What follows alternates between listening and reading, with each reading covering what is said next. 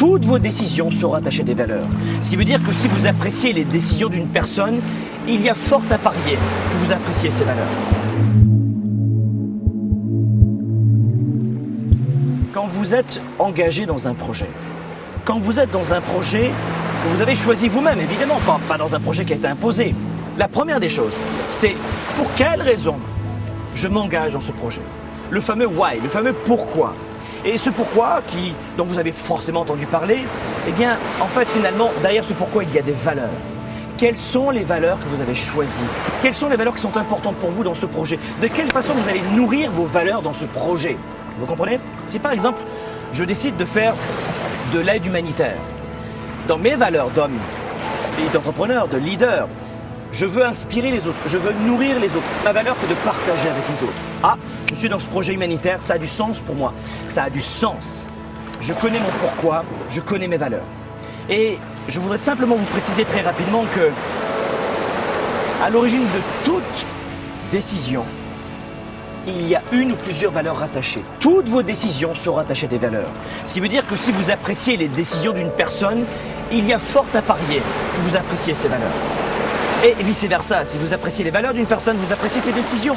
Les décisions sont reliées aux valeurs. Voilà pourquoi, pour un entrepreneur, c'est extrêmement important de savoir choisir ses valeurs. La première des choses, vous voulez tenir le cap, ne jamais reculer. Rappelez-vous du pourquoi, et derrière le pourquoi, il y a les valeurs. Et ça va vous permettre de prendre de meilleures décisions, ne pas reculer dans ce que vous faites. Et le deuxième élément, rappelez-vous cette image qui est tellement banale, mais qui est vraie.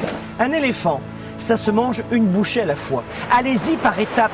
Ne commencez pas par dire je vais créer une entreprise cette année, ensuite dans 3 mois je vais perdre 20 kilos, ensuite je vais gagner plus d'argent, ensuite je vais partir en même temps en vacances, je pourrai m'améliorer en tant que papa et maman, etc. etc.